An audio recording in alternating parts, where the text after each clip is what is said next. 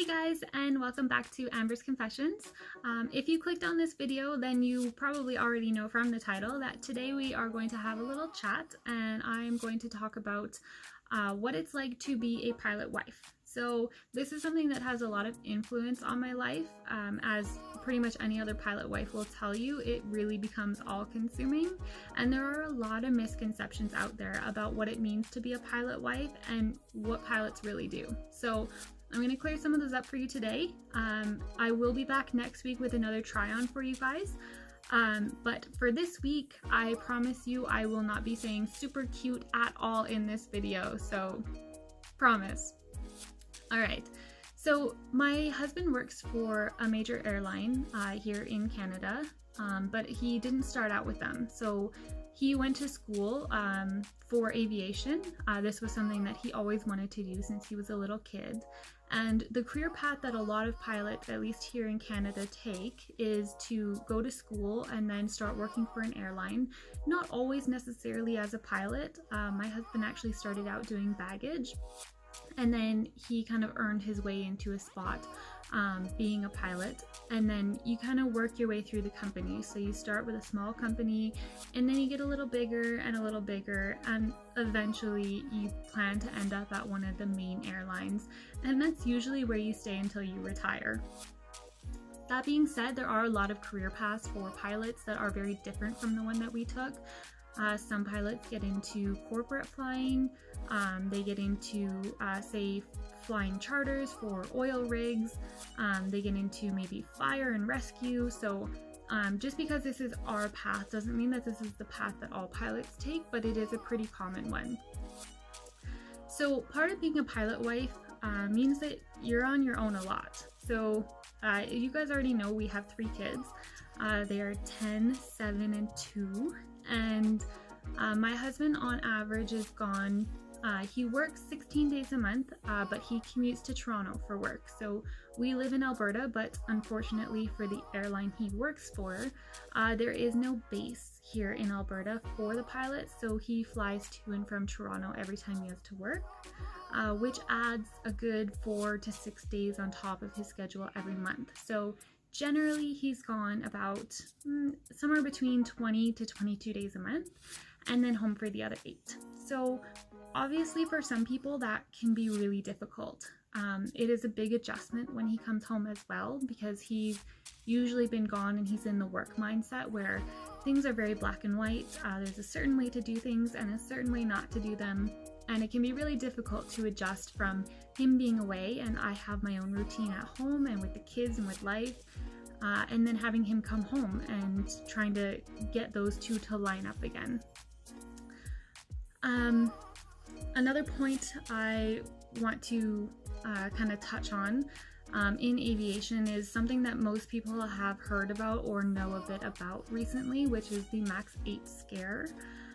So being in aviation and my husband being away so much, he doesn't actually fly that specific plane, but we do have very, very close friends who do. And my husband's often on that plane when he is commuting from here to Toronto. So that was a horrible, horrible tragedy, and really scary for all of us in aviation, because generally flying is so incredibly safe that I really don't worry about something happening to him. But that really kind of shook all of us and made us realize that, you know, maybe we're a bit too comfortable, and that no matter how much we think we know everything, that these horrible accidents can still happen. I do want to clear up a few misconceptions that we hear all the time, and that even myself, before I met my husband, I thought some of these about aviation and about pilots. And I hear them all the time still, and so I kind of want to address them and chat a little bit about what the actual reality looks like. So the first one that I hear all the time that people think is that all pilots are rich, that you work for a big airline, you make tons of money, you're super taken care of, you've got great benefits, and basically you are set for life. So the reality is, I wouldn't say it's untrue, but it's definitely not true for all pilots. So generally, the older pilots who have been with a major airline and they've been there for a long time, do they make good money? Yes, absolutely. And that's the dream, and that's part of why you go to work for the major airlines, is so that you can build your seniority and you get there one day as well. However, being a younger pilot or being newer to the company, you are not paid well. We make enough to live off of, but it's definitely not a glamorous life. Aviation can be really tricky. The smaller airlines, especially like regional carriers, will start out much lower. And then when you go to a major airline like the one we're at right now, there is actually a pay freeze for your first 4 years that you're there. So you start out at a certain amount and you get very, very minor increments each year until you've done your 4 years as like time served. And then it starts to get into more of an actual livable wage where you're not kind of pinching pennies every month to try and make ends meet. Something else that we hear a lot is that we get to just fly for free wherever we want to go, which I will say that would be really cool if it was true, but it's not, and for most other aviation families that I know, it is not true for them as well. So the trick with flight benefits when you work for an airline is that everywhere you want to fly using those benefits, you fly on standby. So standby means we pay a discounted rate. So generally we would pay your airport improvement fees and your taxes and some of the other fees and charges, but we generally wouldn't pay a base fare. So in comparison, what that looks like would be, say, to fly from here to Toronto. For most people, a one-way ticket would run you somewhere around $200, whereas for us, we can do it for about, say, $60. So it is greatly discounted, but that depends on there being open seats on the flight. So if you get to the airport and the flight's sold out or the flight's full, or there were people who missed their earlier flight and now they've been bumped onto this flight, you just don't get to go. So we don't get to fly for free, and standby can be a huge juggle. That being said, it is a really great perk to have, and we have had some amazing trips that we have managed to do flying standby.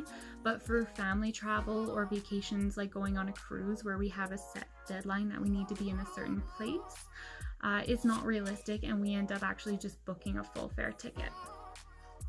We also hear when people talk about flight benefits and I say about flying standby, I hear a lot of people say like, oh, that's really cool, I should try that sometime. I'd love to just go standby and fly for really cheap. So I don't know for certain if there's other places in the world that may allow that, but I know that here in Canada, you cannot just show up at an airport and fly standby, unfortunately. Occasionally, if you have a full fare ticket booked, you can show up and choose to like stand by early for an earlier flight if you want to, but you've already paid your fare at that point, so it's not really true standby.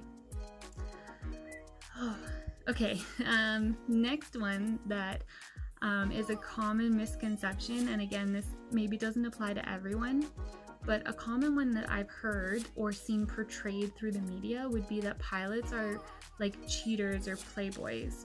So while that may be true for some of them, the same way that they exist in any other profession, I have to say that we have a very close-knit group of friends and close co-workers that are in the aviation industry as well, and I can't say that any of them strike me as a playboy type.